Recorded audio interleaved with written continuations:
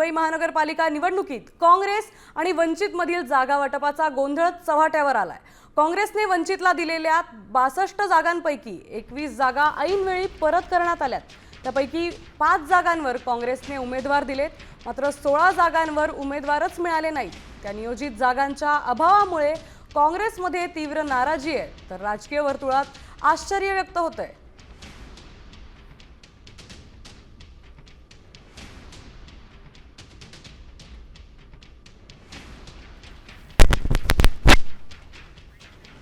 BMC निवडणुकीसाठी काँग्रेसने वंचितला एकूण 62 जागा सोडल्या होत्या, तर 62 पैकी 21 जागा वंचितनं उमेदवार नसल्याने परत केल्या।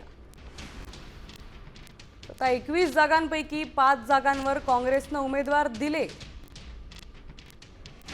मात्र उर्वरित 16 जागांवर अद्याप कोणीही उमेदवार नाहीये। जागा असूनही उमेदवारी न दिल्याने काँग्रेस पदाधिकाऱ्यांमध्ये आता चांगलीच धांदल उडाली आहे।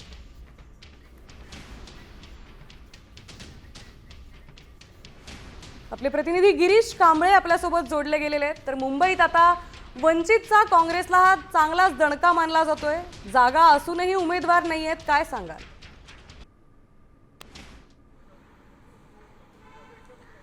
नक्कीच काँग्रेस आणि वंचितच्या युतीमध्ये थोडासा गोंधळ आपल्याला पाहायला मिळालाय।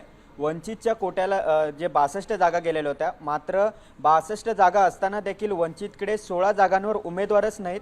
त्यामुळे त्या 16 जागांवर उमेदवार नसल्याने वंचितने या 16 जागा काल सकाळी काँग्रेसला दिल्या आणि या जागांवर आमच्याकडे उमेदवार नाहीत, त्यामुळे तुम्ही उमेदवार द्या असं शेवटच्या क्षणाला सांगितलं। त्यामुळे थोडीशी काँग्रेस देखील बुचकळ्यात पडली, कारण हक्काने 62 जागा वंचितने काँग्रेसकडून मागून घेतल्या, मात्र या 62 जागांपैकी 16 जागांवर उमेदवार नसल्याने शेवटच्या क्षणाला उमेदवार कशा पद्धतीने उभे करायचे हा एक प्रश्न काँग्रेससमोर तयार झाला। त्यापैकी काही जागांवर काँग्रेसने उमेदवार दिले, त्यामुळे आता काँग्रेस आणि वंचितच्या ज्या युतीमध्ये 7 जागांवर उमेदवार न दिल्याची माहिती आहे जी समोर आली। यामध्ये काँग्रेस सोबत रासपा आहे, त्या रासपा पक्षाला 6 जागा आहेत, सीपीआयला 1 जागा आहे आणि वंचित बहुजन आघाडीने सुरुवातीला 62 जागा मागितल्या, मात्र फक्त 62 पैकी 46 जागांवर त्यांनी स्वतःचे उमेदवार उभे केलेले आहेत आणि त्यामुळे कुठेतरी आता वंचितने काँग्रेसला फसवले का असा एक प्रश्न निर्माण होतो आणि या चर्चा आहे त्या राजकीय वर्तुळात सुरू झालेल्या आहेत। कारण 62 जागांवर उमेदवार असतील या कारणामुळे काँग्रेसने देखील या 62 जागा आहेत त्या वंचितला सोडलेल्या होत्या, परंतु आता जे काही सर्व काही समोर येते यानुसार